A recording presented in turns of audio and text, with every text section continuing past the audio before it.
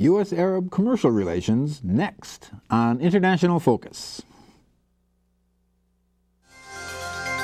The Institute of World Affairs at UWM and Milwaukee Public Television present International Focus, a global magazine linking Wisconsin and the world.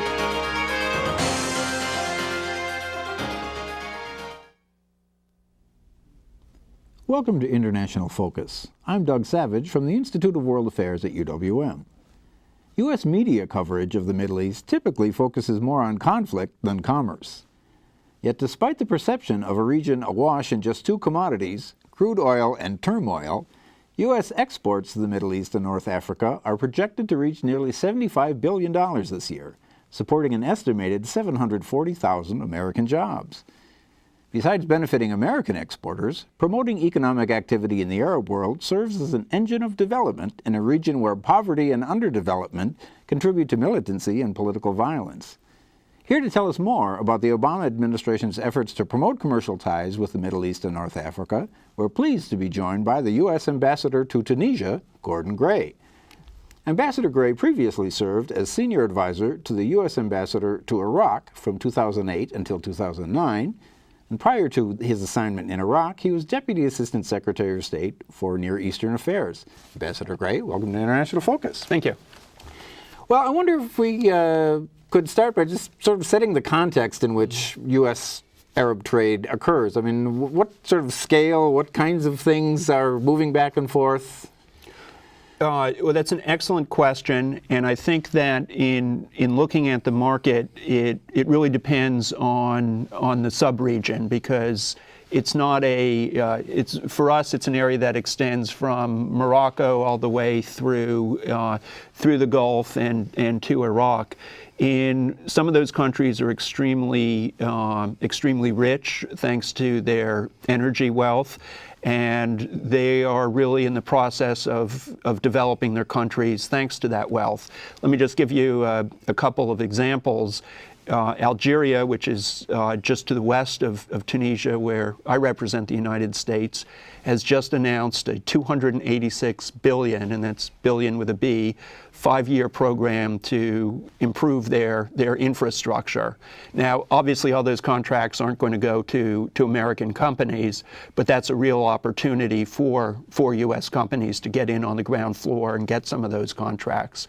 There are other countries, say Tunisia, where the infrastructure is already pretty well developed, and they don't have the energy wealth, but there's still opportunities for U.S. trade, be it manufacturing, be it agriculture, whatever the sector. And then there's a third group of countries which have pretty well developed trading relations with us already. You think about Saudi Arabia or Kuwait or the United Arab Emirates, where there are long-standing commercial ties. I mean, just one example, the first Sheraton hotel outside of the United States was built in Kuwait. Boeing's been selling aircraft to Saudi Arabia for 50 or 60 years. And so there are opportunities for U.S. companies to build on these existing relationships. But I think whatever the market is, U.S. companies have a comparative advantage over companies from a lot of other countries because we're the world leader in technology, and U.S. companies have a very good track record of not just selling a product to a country, but training its personnel so that it can use it, whatever the product is, and entering into long-standing relationships as opposed to just selling something for the cheapest price and then leaving. Well, and that's an interesting point. And what is the nature of U.S. commercial involvement in the region? I mean, obviously, we're talking about just straight exports where you fill a container and sell it, right. But is there more brick and mortar kinds of things going on? There are all kinds of there's all kinds of activity. Let me just give you one local example. Yesterday here in Milwaukee, we visited the Spancrete plant, and their director for international sales was not able to see us because he was in Saudi Arabia at a trade show. So you mentioned construction, and that's a perfect example. I'd mentioned aircraft. Boeing has done quite well in the Middle East, in a number of countries. But I would say just about anything that U.S. companies sell, there's probably a market for in the Middle East. And how are those transactions typically made? I mean, are there facilities of American companies in various markets rather than just straight export? Certainly. I can speak perhaps most knowledgeably about Tunisia, where there are U.S. companies that have taken advantage of tax incentives that the government of Tunisia offers, and they manufacture components for aircraft or for, depending on the company, automotive components. Those take advantage of Tunisia's free trade agreement for goods and services with the European Union and proximity to Europe, and they ship them to plants in Europe for assembly into automobiles. That's just one example, but it shows the different platforms that U.S. companies can use over and above just straight exports. Well, and that brings up an interesting point about the competitive situation for the U.S. Obviously, in much of North Africa, there's a long history of affinity with Europe and the EU these days. What about some of the new players in the region, the Chinese and the Indians, for example, in the Gulf and other places? Is that changing the picture a bit? Well, I think the Europeans have always been strong competitors. I think, as you suggest, the China's manufacturing rise is certainly seen in the Middle East. But I get back to what I said before, where about the reputation that U.S. companies have. Some countries, I would say wisely, are a bit wary about entering into a long-term relationship with the Chinese, because often what the pattern is perhaps a contract is signed for a project, but instead of training local people and transferring their knowledge or hiring local workers, the Chinese will, who also, it's obviously the most populous country, they've got unemployment issues to deal with of their own. They'll bring in their own people to construct, say, the road or whatever, and the benefit for the country is certainly short-term. You've got the road built, probably at an inexpensive price, but what have your people learned? Is there employment? If there's shoddy construction, is someone local going to be able to fix it? And usually the answer is no. And from that local perspective, what do you hear in Tunisia, for example, from the local business community as, gee, Mr. Ambassador, can you please fix this to make it easier to do business with the U.S.? Well, I think there are a few things I've heard from the local community. One is an interest in establishing direct flights between the United States and Tunisia. And that is something where I agree with the local business community. We've been very interested in pursuing this agreement, and really the ball's in the government of Tunisia's court. And they've indicated that they'll probably begin negotiations next year. That's not going to be a panacea, that overnight our trade figures are going to go way up, but it's certainly going to make it a lot easier, I think, for business people to go in both directions. And that's just one example.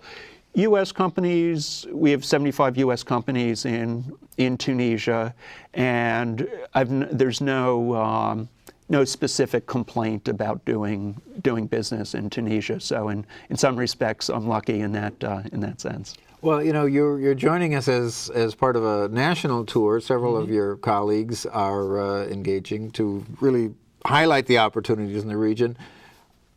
As part of that tour, what are you hearing from companies that perhaps aren't as familiar with the region, American companies, about reservations about doing business in the Arab world in North Africa? Well, I'd say thus far, and we've been in New York, now obviously here in Milwaukee, we're going to Chicago later today, and we'll end up in Houston.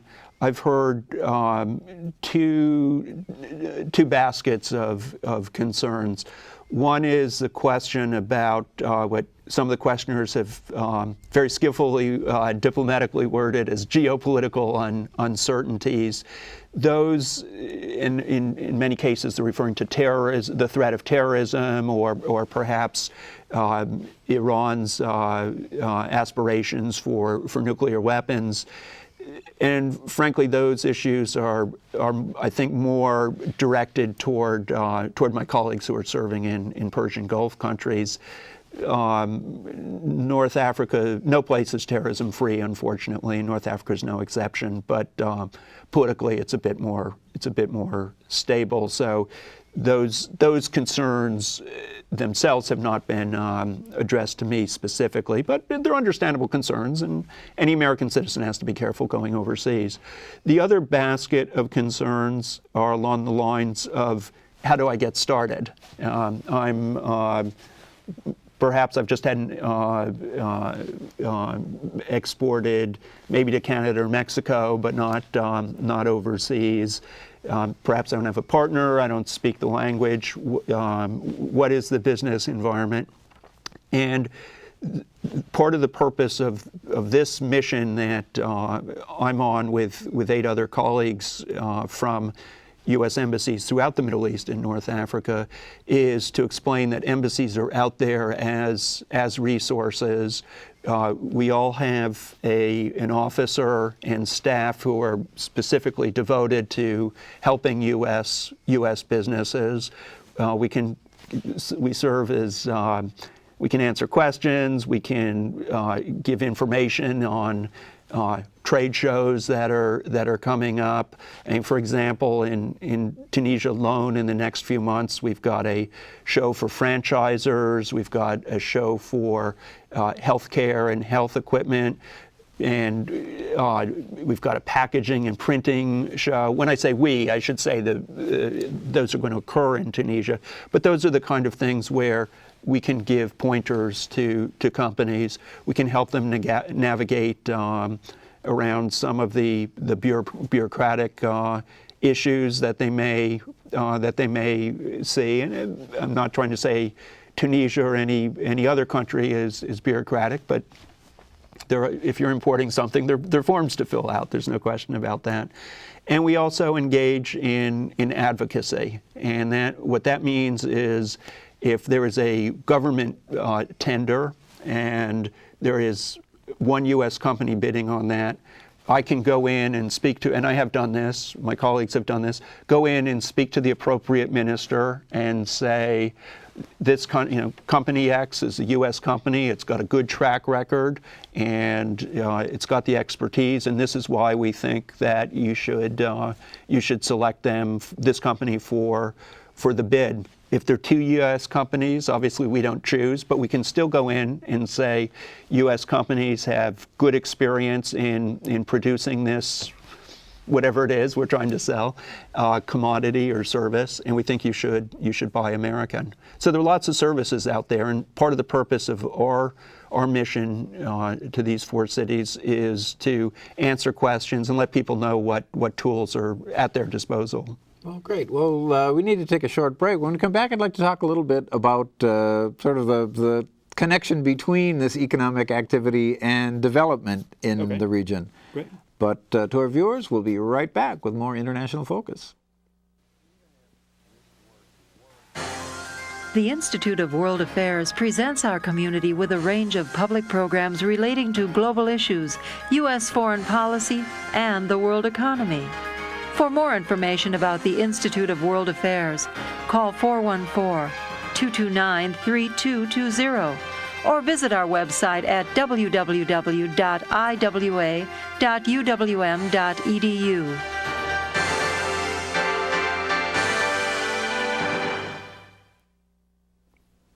Welcome back. We're talking about U.S.-Arab commercial relations with U.S. Ambassador to Tunisia, Gordon Gray. Ambassador Gray, I'd like to talk a bit, if we could, about how all of this economic activity really impacts the societies in the region. So, for example, I know the Obama administration has talked a lot about entrepreneurship. And what is the state of, I know it's hard to generalize across the region, of course, but if you could, opportunities for local entrepreneurs, for Middle Eastern entrepreneurs in their countries. I think that traditionally and again, I'm generalizing, I'm taking advantage of the opportunity you're offering. In general, entrepreneurship is not as well developed in North Africa or the Middle East as it is in the United States. Part of that is just cultural.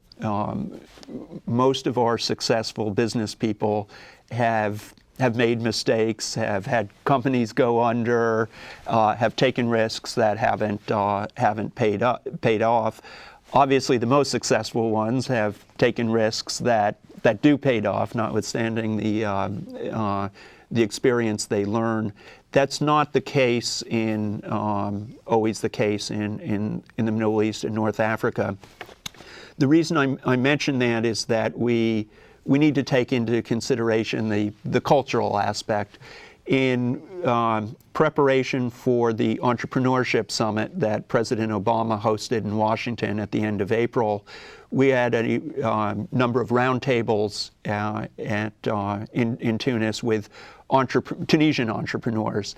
Some of them were quite young, but one of the themes that I heard throughout was that we need, and when they said we, they meant both the United States and Tunisia, we need to do more to develop that spirit of entrepreneurship. And that's hard to do. And it takes education, it takes a changing of cultural norms and the like. But I think it also has great benefits for the local economies, and I think those are benefits that will also accrue to the United States, because we'll open up export opportunities as countries overseas become more affluent. So are there structural impediments to a young Tunisian entrepreneur wanting to start a business, whatever it is?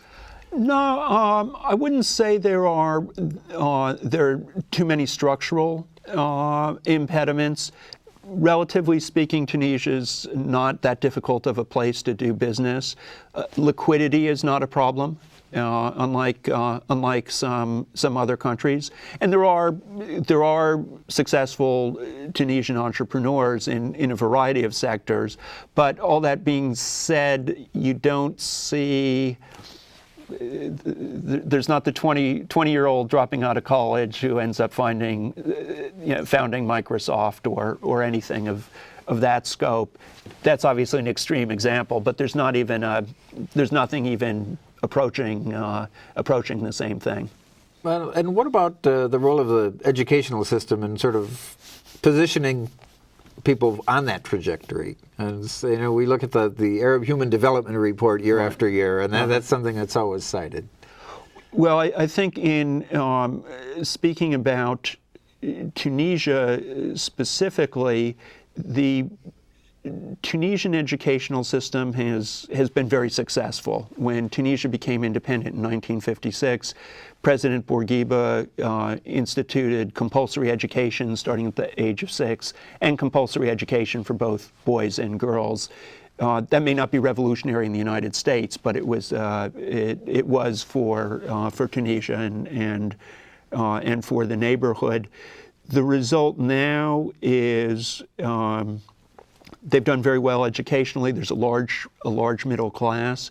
They're able to. They're working on building a more knowledge-based economy. That's why we have a lot of U.S. IT companies there at the same time, at the current time. I think one of the advantages of the Tunisian educational system over some of the other educational systems I've seen in other countries that I've served in is the Tunisians are training people for real jobs.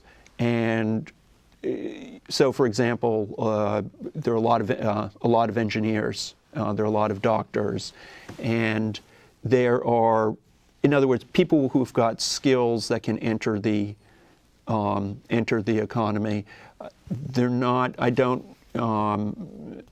certainly encourage college students in the United States to follow their heart, but we would be, if everyone majored only in philosophy, I think our economy would not be as strong as it is today.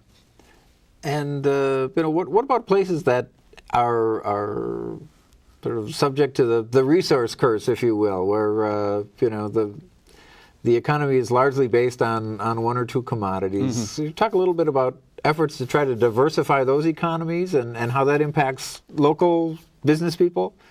Well, I think it gives. I think you're right to point that out as a curse. One of the, if you look just within North Africa, Tunisia's shares borders with Algeria to the west and with Libya to the east. Both Algeria and Libya have tremendous energy reserves, but Tunisia has very modest energy reserves. But of the three countries, it's the country with the best infrastructure, it's the country with the best educational system. Notwithstanding their oil wealth, if a Libyan citizen wants good health care, he or she is going to come to Tunisia. And in fact, Tunisia is developing a medical tourism industry for itself.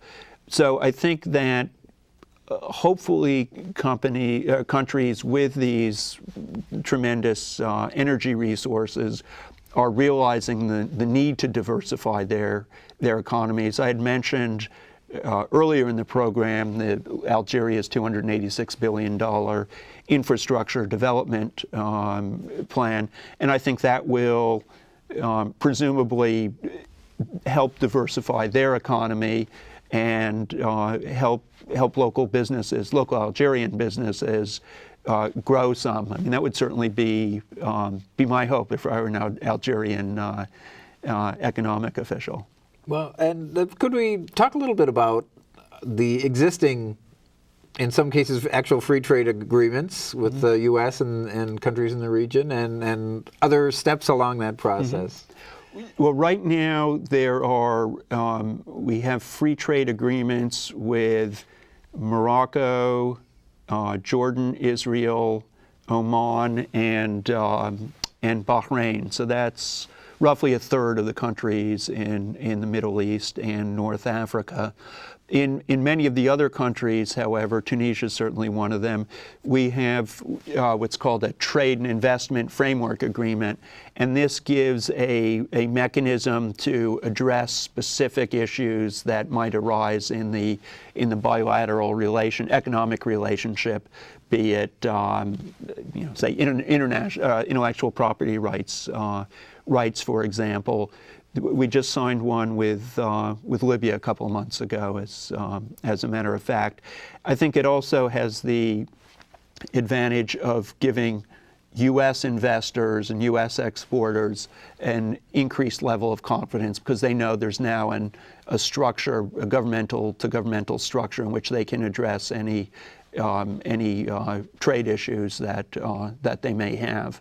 But even without free trade agreements, there are many commodities which can be exported in either direction without tariffs in our system under the Generalized System of Preferences, or GSP. So we're running out of time. We've got just a few minutes left. Sure. What advice might you have for someone who's, as you say, maybe exported to Canada and is thinking, well, maybe there might be something for me in this region? Well, like anything, it's really important to do research to make sure the market is right for whatever your product is.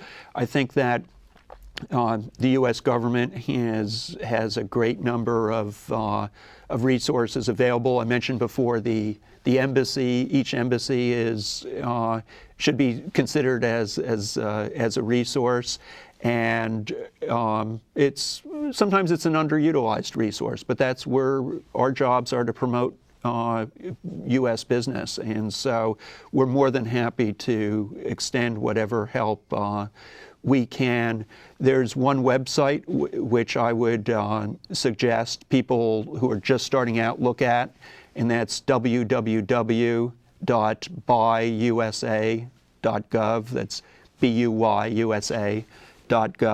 And that's got country commercial guides, it's got investment climate reports, and it's got specific information on who to contact in each country.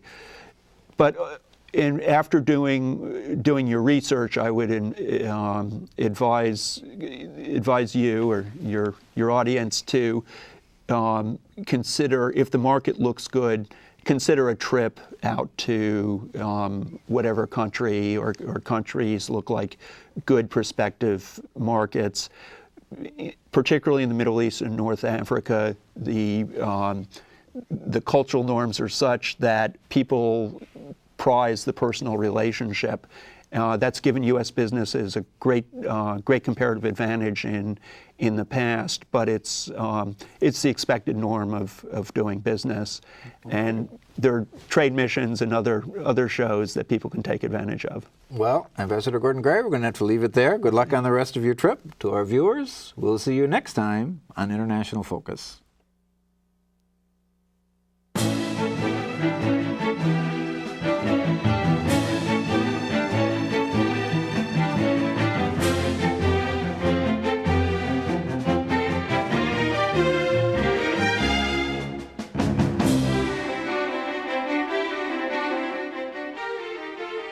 For information about the Institute of World Affairs and its many programs, or to become a member of the Institute, call 414-229-3220 or visit us at our website,